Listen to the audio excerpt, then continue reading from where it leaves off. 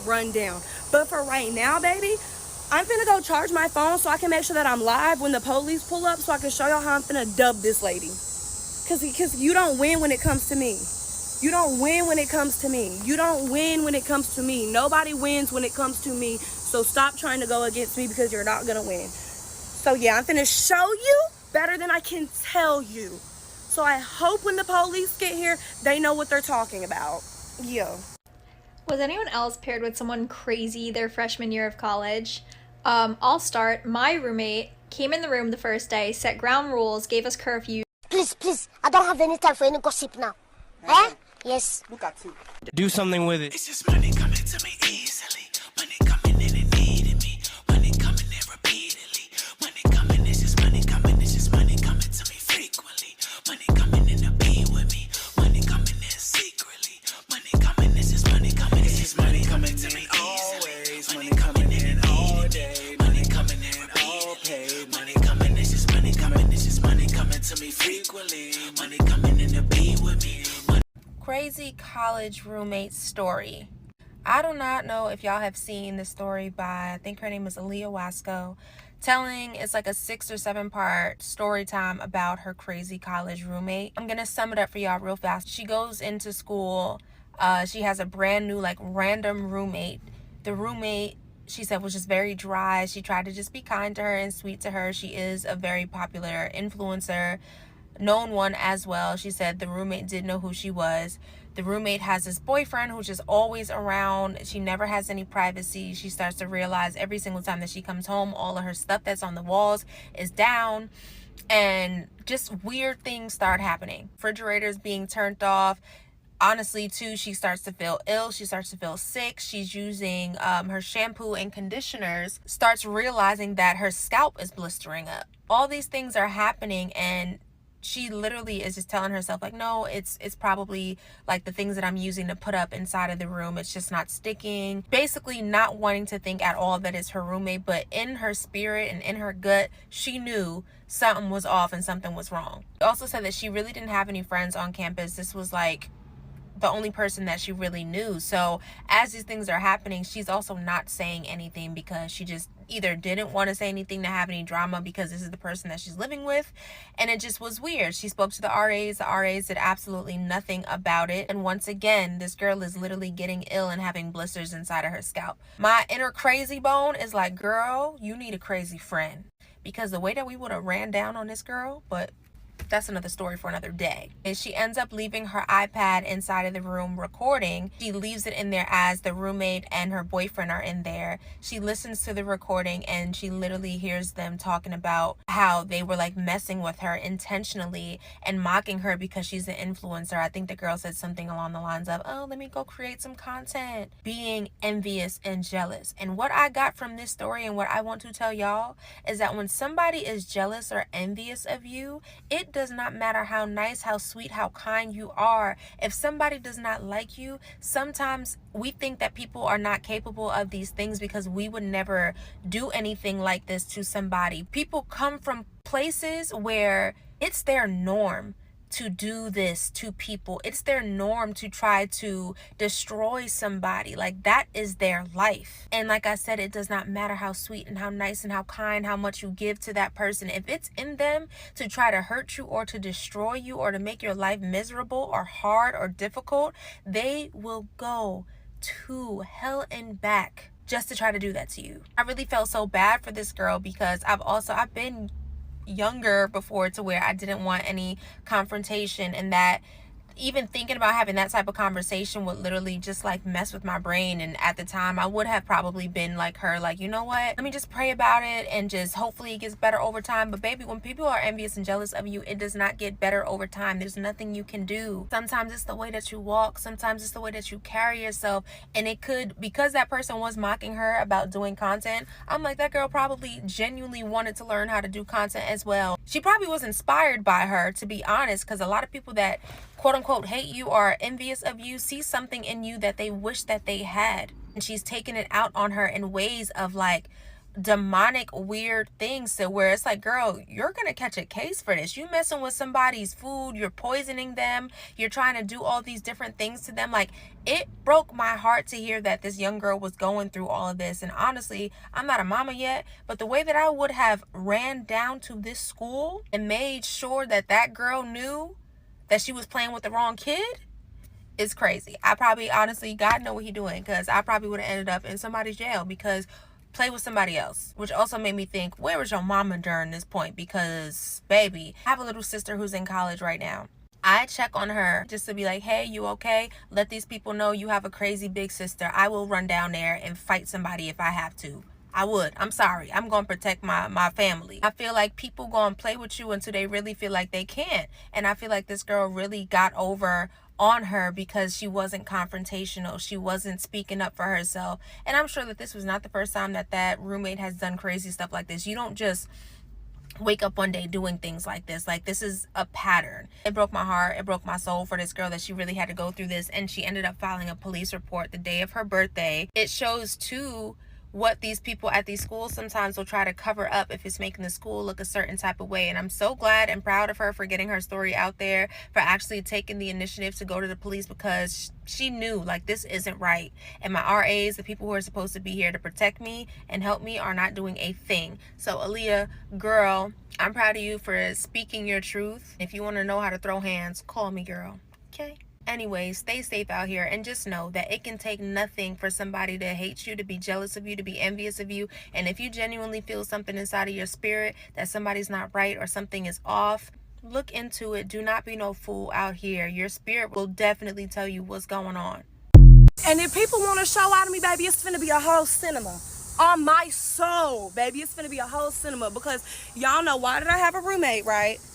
It's August 20th. She ain't been here since July 20th. She hasn't paid me any money. She owes me over $700. I texted her yesterday to ask her when is she going to give it to me. She doesn't reply. I call her today. I text her again. She texts me and says, why would I respond to you if I haven't yet? I read your message, obviously, so why would I respond? Starts to talking out the side of her neck. Okay, baby, I'm going to show you better than I can tell you. So then she starts proceeding to talk to me out the side of her neck continuously, telling me that it's she's sorry that I can't afford my bills and Mind y'all, TikTok, the bills are paid. Mind you, TikTok, the bills are paid, baby. I never needed help. This bitch was living in a fucking roach infested house, sleeping in a living room with somebody's daughter, okay, and was crying to me about how she had nowhere for her and her son to go. So I invited her to my 3-bedroom, because I live by myself in my 3-bedroom that I've lived in for 3 years. So baby's not going anywhere unless I want to. Yeah, all of that. But yeah, she said she was gonna pull up. She was about to bring the police. She called me a lot of names. Which I'm gonna get to after all of this stuff goes down. I'm gonna make a whole video and give y'all the whole 10-9 rundown. But for right now, baby, I'm finna go charge my phone so I can make sure that I'm live when the police pull up, so I can show y'all how I'm finna dub this lady. Cause you don't win when it comes to me. You don't win when it comes to me. You don't win when it comes to me. Nobody wins when it comes to me. So stop trying to go against me, because you're not gonna win. So yeah, I'm finna show you better than I can tell you. So I hope when the police get here, they know what they're talking about. Yeah. Was anyone else paired with someone crazy their freshman year of college? I'll start. My roommate came in the room the first day, set ground rules, gave us curfews, gave us rules, was very strict, told us, like, no smoking, no drinking, no boys, no talking past a certain hour, whatever. Can deal with that. I'm not crazy. But she also went Sasquatch hunting, and her whole side of the room was dedicated to Sasquatch, camo bed, pictures of it. She would go Sasquatch hunting on the weekend with her families. If you ever tried to say Sasquatch wasn't real, she would lose her mind. One time she called 911 because she thought I was on bath salts when I got a piercing and I had the Epsom salt on the table. One time, literally 911. One time the police showed up because they got a report that we were smoking weed. When they got there, she said that she just smelled something fruity and she knew that weed was a plant and it was something she hadn't smelled before. It was Victoria's Secret perfume. There's more. Part 1 of Who the Fuck Do I Live With? I have the craziest roommate story of all time. This story involves sinister lesbian undertones, a rug dealer, a delusional therapist, and a pathological liar slash narcissist that had been manipulating me and my other roommate for 5 years. So the story starts when I graduate college and I move to Austin, Texas with 2 girls. I'm just gonna call them crazy roommate and normal roommate so you get the idea. We live on a busy road, and one day me and normal roommate are home and crazy roommate's out of the house, and we see a dog get hit by a car, and it is gory, it's horrible, and we are fucked up about it sitting on the couch. Crazy roommate gets home and she almost seems mad or jealous that we experienced this tragedy without her. Fast forward a couple weeks and my normal roommate goes home for a month, so it's just me and Crazy in the apartment. And she's been acting crazy, living up to her name, okay? She is, I hadn't clocked it yet, but she's having a manic episode. She's not sleeping. She's talking a million miles an hour. She's not really living in reality. She buys me a shirt with a dead cat on it that says "Better Off Dead." I'm like, that is seriously so strange. I'm starting to get weird vibes, so I go over to my friend's apartment. Well, I'm at my friend's apartment. She texts me and tells me she's been hanging out with her friend. We're just gonna call this girl friend number 1. This is crazy roommate's friend, is friend number 1. Her and friend number 1 were out and about, and they walk into the apartment and the windows are open and they hear a car crash outside, and they go and look, and a car has hit a man walking across the street and killed him. I text friend number 1 asking if she's all right because what they've seen is horrible. She informs me that none of this ever happened and she doesn't know what I'm talking about. So now I know that this car crash never happened, and I have to go home and face crazy roommate and think about what to say. I already know she's lying, so I walk into the apartment with my phone recording because I don't think anyone's about to believe me when this girl is about to tell me this story about this crash that never happened. So I sit down next to her and she tells me about this crash in excruciating, gory detail to the point where she is crying and shaking and she has goosebumps all over her body. I am so confused. I walk out of the apartment and I text the friend she said she was with. I text my neighbors and I check the police reports and I check with my building, and I know that she is lying to me and that this crash never happened. Okay, I don't want these to be too long. So in the next part, I call her mom and find out that this girl's been living a fake life and I don't know anything about her. Part 2 of Who the Fuck Do I Live With? So we left off me finding out that my roommate is lying to me about seeing a man get hit by a car in order to get me to come home and spend more time with her. So I wake up the next morning and my roommate is still saying things like, I know you saw a dog get hit by a car a couple weeks ago, but this was like a human being. I haven't slept at all. I keep dreaming of seeing this man in the street and all of this stuff. So I text friend number 1 and I'm like, something's wrong. We need to call this girl's mom. So I go over to friend number 1's house, and together we look at our texts from crazy roommate and figure out that she has not slept in 3 days. 3 days. She had been texting us separately at all hours of the night saying she wasn't sleeping, blah, blah, blah. So people will often ask me if I ever knew anything was wrong with this girl before any of this happened. And the answer is yes. This girl was always really neurotic, really emotionally unstable, but as long as I had known her and as long as my other roommate had known her, so 5 years, this girl's mom had been battling stage 4 terminal breast cancer. She had gotten a mastectomy, she had been in and out of treatment centers in Arizona, was going through chemotherapy, and this was something that my crazy roommate spoke about daily. She talked about it to her sorority of over 200 women. My normal roommate would go to church and pray with her. She would often cry about this. She would often ask us to stay home with her. This was something she talked about every day for 5 years. So when I call her mom on the phone, I tell her about the crash, that we're afraid that crazy roommate is having delusions or hallucinations and she hasn't slept and something is wrong. Her mom says to me, oh my God, what do you think is causing this? Like, has anything changed? What's going on? I say something along the lines of, I'm sure she worries about you and your health, and living away from Colorado, where we're all from, is probably really hard for her. Her mom says, what are you talking about? What are you talking about?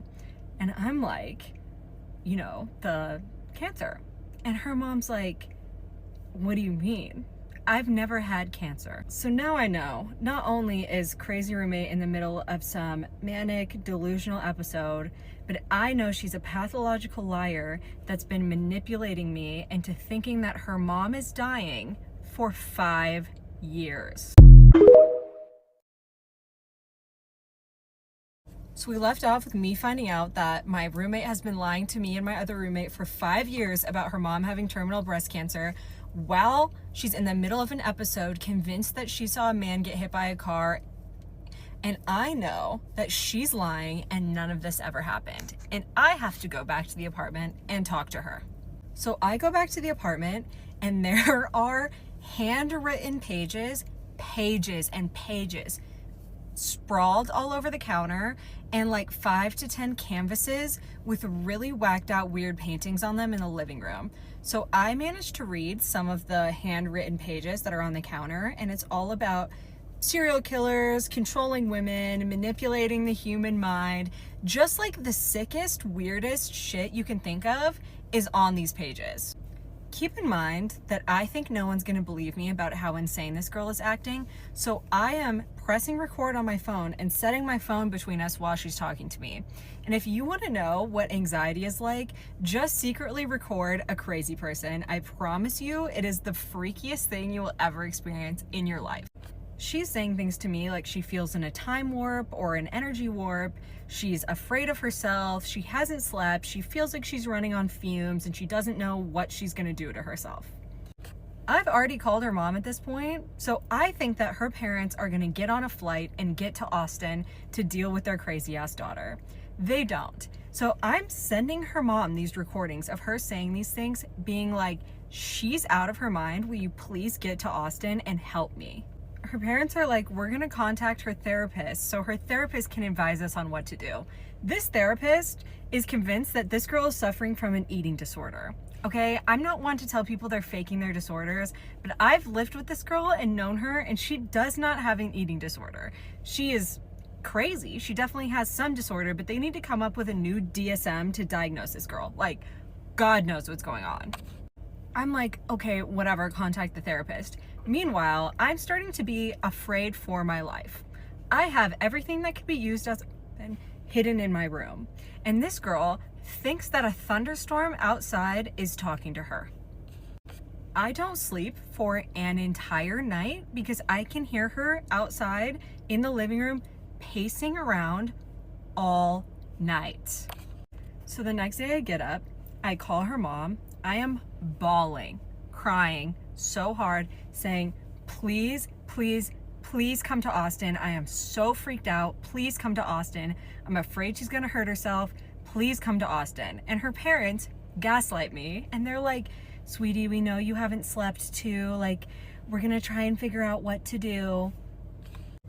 Meanwhile, crazy roommate invites the rug dealer over.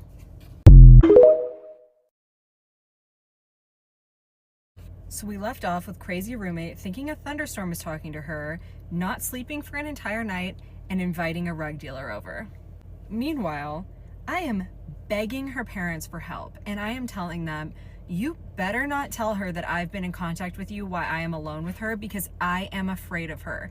And the second she finds out that I know that her whole life is a lie, and I'm the only one who knows, and I've contacted her parents, I am really afraid what she's gonna do to me or to herself. So all of a sudden she gets an email from her therapist asking her to sign a consent form so her parents can talk to her therapist. As expected, she freaks out. She goes into her room and I give the rug dealer the quickest rundown I possibly can on what's happening and tell him that he cannot leave and he needs to get ready to call 911. So her parents get on the phone with her and tell her everything that I explicitly asked them not to, and we hear her in her room screaming, I'm gonna myself. Screaming it. I'm like, perfect, exactly what I fucking knew was gonna happen if you guys told her this shit. So I tell Mr. Rug Dealer to go outside the apartment and literally wait with 911 on the phone. Finally, I talk crazy roommate down. I literally walk into her room and she's like rocking back and forth in the closet. She's like convinced fire alarms are going off when they're not. So Finally, we talk her down and we convince her to go get on a flight back to Colorado. Her parents, this is an ordeal that went on for 3 days, 4 days. Her parents never came. I had to physically walk her to her gate and put her on a flight back to Colorado. She leaves and my normal roommate comes home. And me and my normal roommate are sitting on the couch together and my normal roommate says, I have to ask you something. I'm like, ask me. She says, when we were in college, did you ever tell crazy roommate that you were in love with her? Bitch. So this is where I find out about the smear campaign this girl has been running behind my back about me for years.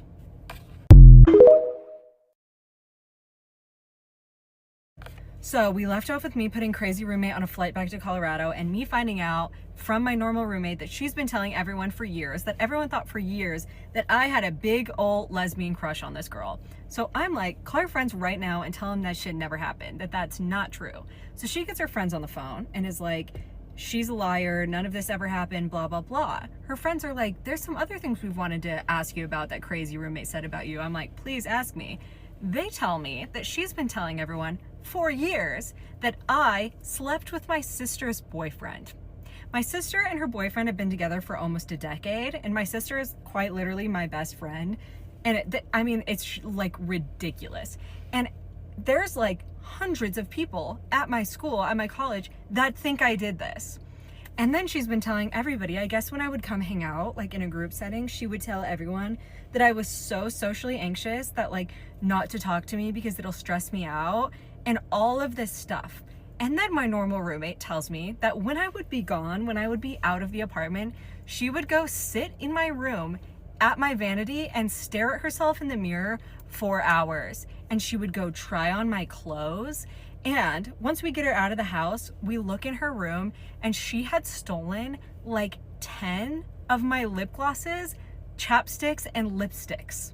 What the fuck? My mind is like right now. Because not only has this girl been manipulating me into doing things for her because I thought her mom was dying, she also has been telling everyone what a horrible person I am with these made up stories behind my back that I didn't know about for years. So this is our first apartment out of college, so all our parents are guarantors on this lease. So we text crazy roommate's parents and we're like, we need you guys to sign on to break this lease. And they're like, we don't want to tell her that. Will you guys tell her that? And we're like, we're not telling her anything unless there is like an adult present because she's insane. And so they're like, will you guys get on a call with her and her therapist? And we say, yes, but we are not going to be the ones to break the news to her that we know she's been lying about her mom having cancer for 5 years. You guys have to do that. And so they agree, and we get on the call with her and her therapist. And her therapist says, do you guys think that you'll be able to get over this and be friends again? Me and my normal roommate are like, fuck no, baby. Like, fuck no. Fuck no. And my normal roommate says on the call, I won't ever be able to get over the fact that you've been lying to me about your mom having cancer for 5 years. Guess what crazy roommate's parents didn't tell her we knew? So she freaks the fuck out on this call, freaks out. She's crying, she's bawling, and her therapist says to us, I think all of us here can agree that crazy roommate never meant any harm by the things she lied about. She only wanted like attention. Mind you, this girl had told everyone that I slept with my sister's boyfriend for years. So we get off the call and her parents eventually text us and say, we bought her a flight to come back to Austin to live with you guys on this date. And it was like a week later. Me and normal roommate are like, there is not tomorrow, not next week, not in a decade. Is there any possible scenario where I'm in the room with this girl and it's a peaceful situation? Like, my hate for this girl runs through my body. Like, still to this day, this happened years ago. And if I saw her in public, it would not be peaceful. I would have something to say at the very least. So we left off with her parents trying to send her back to live with us. So eventually they agree to break the lease and ask us if we can go through and kind of get her stuff together. I'm like, for sure. I want to see what the fuck this girl has in her room. And I this is one of the most morally sketchy things I've ever done. I wanted to read her journal because I wanted to know if this girl seriously thought her mom had cancer or not. So I read her journal, which is like, don't ever read anyone's journal, but I did it. And it was fucking insane. Like, so much of it was about me, which really freaked me out, bad, based on everything I had just found out. And then, so her parents just eventually come, pick up all her stuff, tell us that all that happened was that her ADHD meds caused her to have a manic episode, and that's the only thing that's wrong with her. And then we just straight up never heard from her again. I've never seen her, never heard from her, nothing. So after that, I didn't sleep for like a month. I dropped like 15 pounds, and I thought everyone around me was lying to me about everything for like 2 years. Like 2 fucking years. And I feel like when you hear about narcissists or pathological liars, it's often framed in romantic relationships or parental relationships.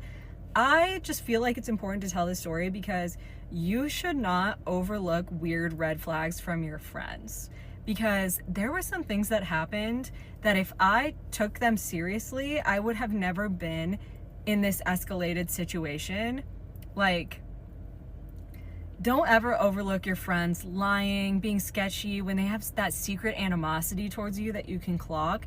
Those are all serious things that you should take seriously. Anyway, I hope she's doing better, not for her sake, but for everyone's around her's sake. And I haven't ever told this story because I don't want to like bring it back up for her. But at the end of the day, I do believe that like you own the horrible things that people do to you. Like, I own this story and I own this information, and I can choose to share it whenever. So I have a crazy roommate story time. Now this story is going to be long, so bear with me. So we're going to start off by explaining how it all started. 2018. So I broke up with my boyfriend. I ended up moving into this college dorm thingy where you were sharing a room, a common area with 4 people. So it's you plus 3 people, and then you have your room. So me living large, before I was living in a studio with my boyfriend, by ourselves. So I was a little taken back because I never lived with anybody before until I moved, I moved out of my parents, moved with my sister, and then got my boyfriend, and then we got our own condo together. So everything was great. So fast forward, I ended up moving out of that place, the college place, because I didn't like it. So I stayed there for like 4 months. After I broke up with my boyfriend, moved into the college place, moved out after 4 months. So when I moved out, I moved in with a friend. So now this is part 2 of the worst roommate I've had. So I ended up moving in with my friend 2018 because she had just bought a house. She was like, hey, I have this extra room. You're looking for a place. I need somebody to help me with the rent. Why don't you move in with us? So I was like, oh, okay. I ended up moving in with her. She had her sister, her brother, and then herself, but she was barely at the house because she worked overnight. She's a nurse. So then, and she is also my sister's best friend. So I was like, okay, you know what? I feel like they're, keeping tab on me and da-da-da. And plus I was so used to being more independent. So I said, I gotta find my own place. So after like 3 or 4 months, I decided to move out of her house. So when I decided to move out of the house, I was looking for apartments. I couldn't find one. So I went on Facebook where, you could find like college students who are looking for roommates, but really at an actual apartment, not a college dorm, but an actual apartment. So I found these girls who reached out to me. One was Spanish, 2 was white. And so one of the white girls was about to move out, so I was gonna take her spot, and I ended up moving into the master bedroom. The master bedroom with its own bathroom and everything. So the price was good. I was like, okay, well, it's just going to be a few bucks than what I'm paying right now, so it doesn't matter. I can pay it. I can afford it. So I ended up moving in with them. Everything was good the first year. I met their dog. One of the girl, we're going to name her A. And then another girl, we're going to name her Mari. So Mari is Spanish, A is white. So then it's me. So Mari has a dog. A also has a tiny little dog. And then me. I don't have any dogs, right? So the girls were sweet. They were all sweet. A also had her boyfriend. She would always have come over. He would spend the night, but he wasn't paying any of the rent, right? No, Marie had a boyfriend that would come over. A, it was just her and her dog, and then just me. So I would go to work, and I used to work 12-hour shifts, so I was barely at the house, right? And I barely cooked. And a lot of the time, I just always felt like whenever I was getting ready to cook, that's when someone needed the kitchen. So it's kind of annoying, right? But it wasn't a big deal because I like to order food out anyways. So fast forward, A ended up graduating. No, Mari ended up graduating. Her and her man found a place to live. Mari has the big dog, and let me tell you about the big dog. So what happened was the dogs loved me. The small dog and the big dog loved me. So in my room, it's one of those doors, the knobs that you just cannot lock. You know, it has the little click, you can click it, but it won't lock the door. So a lot of time the dogs would be literally playing at my door, trying to come into my room. And they would just basically scratch and the door will open and the dog will come in. And sometimes when I'm trying to sleep, I just always found it to be so inconsiderate of my roommates because they know the dog is a big dog and the paws against the door is very, very loud. And I used to work 12-hour shifts at the hospital. So I'd go to sleep pretty early. I'd say maybe like 9, 10 o'clock. But they would be sitting outside and the dog is scratching at the door, making big noise, knowing that I'm trying to sleep. They will not tell the dog to stop. But on days where I don't have to work, I don't mind the dog doing that because I always bring them in my room anyways. So fast forward, I never had any issue with the dog. I'll go to work, come back home. I will take the dogs out for them if they're at work because they usually work. So A worked at a bar, or she was a server. So she worked random hours. And Marie, the Spanish girl, she works, she was a event promoter. So she has a pretty stable schedule. So from 9 to 5 type of job, right? And me, I work 12-hour shift, 3 days a week. So I'm usually home majority of the time by myself because they go to work in the day and then I have the rest of the day to do whatever I want, right? So that's that. And then another thing too, I would have people come to the apartment so I can do their hair because I used to do hair. And a lot of times they would ask me, hey, can you do my hair? Can you do my hair? And I would do their hair too. But, and they didn't mind me having people at the house because there were people that I always knew, like I knew before. So it wasn't like random strangers that I would have at the house or anything, right? So fast forward, Mary ended up moving because she finished school. She ended up moving with her boyfriend. So now we had to find a new roommate to move in with us. So remember, I'm paying all of the majority of the rent because, well, not majority, but I pay more in the rent than all of them were because I had the master bedroom, which I didn't mind. I understood that, because they shared the room, they shared the bathroom. So it's A and Mary sharing the bathroom plus Mary's boyfriend whenever she does come, whenever he does come to spend the night. So anyways, fast forward, we ended up finding a new roommate and she was half white, half African. So I was like, oh, perfect, and not necessarily because she was half African that I said it was perfect. It was just like, oh, she seemed like a sweet girl. We ended up moving her in and she got the spot of the other girl, Mary, when she moved out. So it's her and A that lives there. So we're going to name her S, right? She's going to be S. So when S moved in, one night while I'm in my room, I don't know what's going on. A is in her room. She don't know what's going on. And all we hear is scratching at the wall. I mean, not the walls, but the floor. Scratching. Our roommate that had just moved in did not tell us that she was diabetic. And this girl is literally got up. Well, she got up because I was already like in the zone of trying to fall asleep because I had to work in the morning. I had to be up at like 4 o'clock in the morning. I heard the sound, but I fell back asleep. So the next day she told me, she's like, girl, it was our roommate that was basically trying to crawl to get to the kitchen so she can get to the refrigerator to get her shots and also maybe grab a snack. We didn't know this girl was basically, she was a diabetic that needed to be not necessarily taken care of because she took care of herself well. I guess that day her sugar must have dropped so low. It was just crazy. It was crazy. So then that happened and her and I, the roommate, S, became close friends. I'm trying to remember the name that I gave her. We became pretty close. I started doing her sew-ins and everything. And I don't even know what kind of job she did, but I think she used to work at a club or something. But she would go out hella late and come out early in the morning and sleeps majority of the day. And she also had a dog. She also came with a dog. Cute dog. Everybody that was living in the house had a dog, right?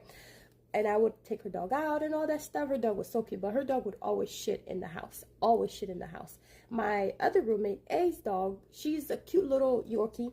She never pooped in the house because she was trained, but this one would poop in the house. And as soon as I get home from work and they're not home yet, I would clean it up, you know, everything, because I don't mind.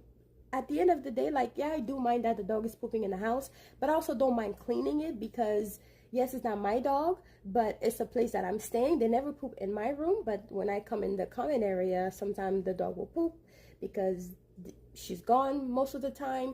So therefore, you know, that happened. Even with the small dog too, sometimes here and there it would happen, but it's never like very as much as the other dog was. So anyways, that happened. And moving forward, right? So this girl, one time, the new roommate, we heard a big knock on the door. I'm like, who the heck is at the door? Knocking like this, like the police, right? So when I went to go open the door, come to find out it's her mother. And her mother, she's the African one. Her mother was married to a white guy, had her. So the mother is the African one, and she's worried, sick, because she's been calling her daughter. I guess she know that her daughter is diabetic, and sometimes stuff like this happen where we found her on the floor crawling, you know, stuff like this happen. So then she's worried, sick, and she came, she's like, hey, where's S? I almost said her name. Where's S? I'm like, oh, she's here. And she's like, oh, she's not replying to me, and the lady even told me, hey, could you look out for her, because you know she's this and she's that. And I guess she saw that I was a black girl, and I guess she just kind of felt comfortable telling me these things, so she started telling me. So I'm like, okay, so her and I became pretty close, and she's a sweet girl, right? So fast forward 2021, S ended up moving out. Well, she's getting ready to move out. So yeah, she moved out after the C-19 happened. She moved out. I ended up losing my father. Then we were going to downsize because the rent went up. So we're like, oh, you know, we should downsize. Me and A, now our roommates, we decided to go and get a 2-bedroom apartment. And around the time that we got the 2-bedroom apartment, I decided I wanted to get a cat, right? Because I'm like, okay, well, I don't know why I wanted to get a cat, but I decided I wanted to get a cat. And during the time, they were giving cats for damn near free to essential workers. And I was an essential worker, so I went to the shelter, got a cat, and I talked to my roommate about it. She said, yeah, it's okay, get a cat, whatever, right? And she said, I won't even mention that you have to add it to the lease because it's really dogs that's supposed to be on the lease. Cats, they're not really that, you know, I don't know. But she did say I didn't have to add him on the lease. So I was like, oh, perfect. You know, I won't have to pay the pet fees and all that stuff. She said out of her own mouth, I didn't even volunteer. She volunteered and said, hey, you don't have to pay. I was like, okay, well, that's nice. That's nice of you, because I had got the cat maybe a week after we had moved into our new apartment, which is literally the same apartment, but we got a 2-bedroom instead of a 3-bedroom that we had, right? So that's done. Then finally, we're all living together, you know, everything is great. Then I started noticing things in my house, and my room started going missing. And I knew things were going missing before, but I just assumed that I misplaced them from like the other apartments when we had the other roommates. I knew things were going missing, but I'm like, okay, well, maybe I misplaced them, you know, eventually they'll pop up, right? So I'm like, okay, whatever.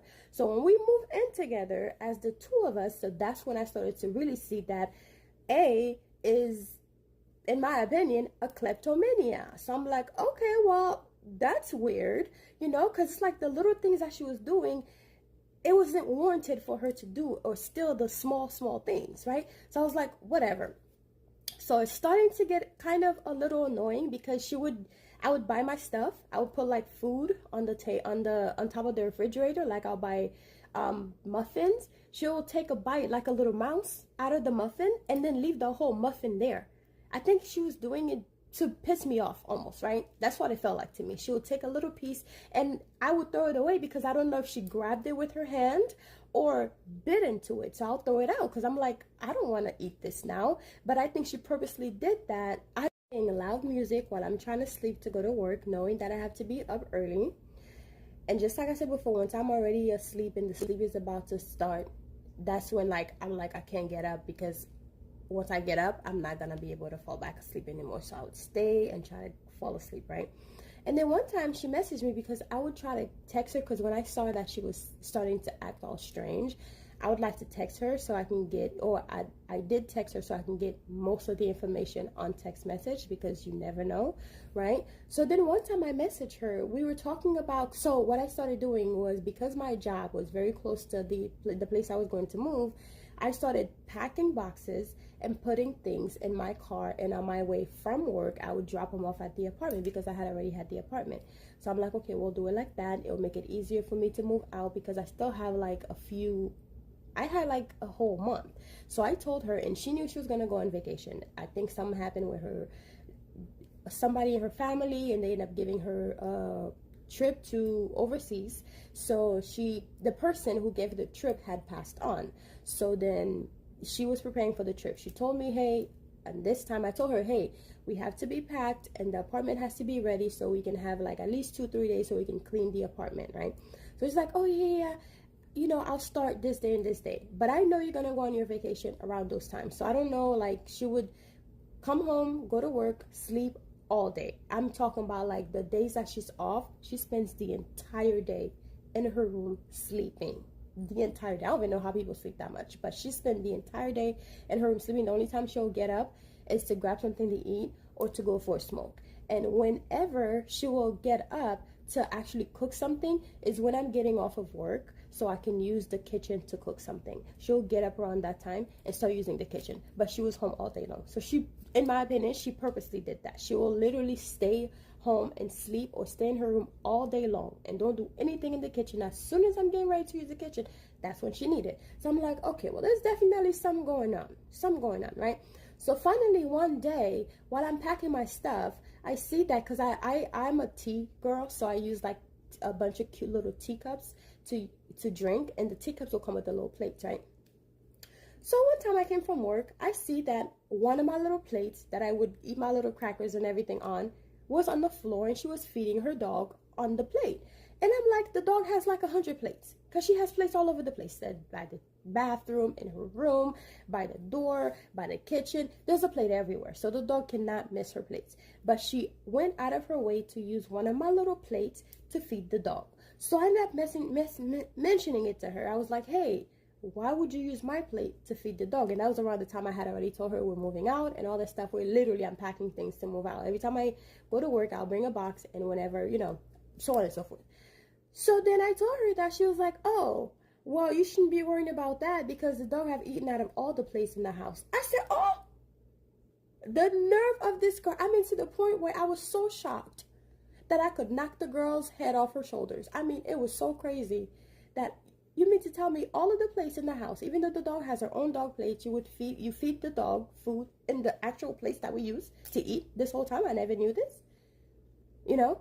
So I was shocked. So then finally I was like, girl, what do you mean you fed the dog and all the plates? She was like, yeah, with the allergies and everything. So I was like, okay, my vetifi. I'm watching her, right?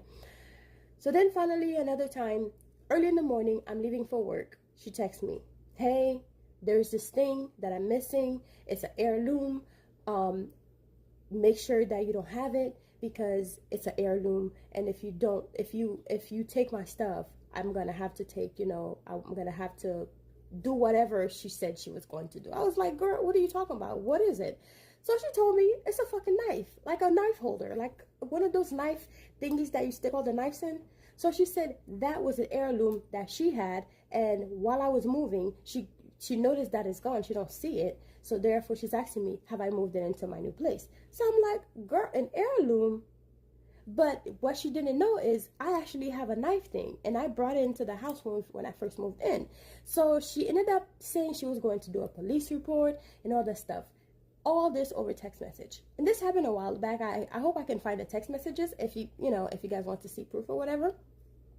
So I was like, girl. So I said, okay, well, you could do a police report, but while you at it, don't forget to show them this picture. And sure enough, I had a picture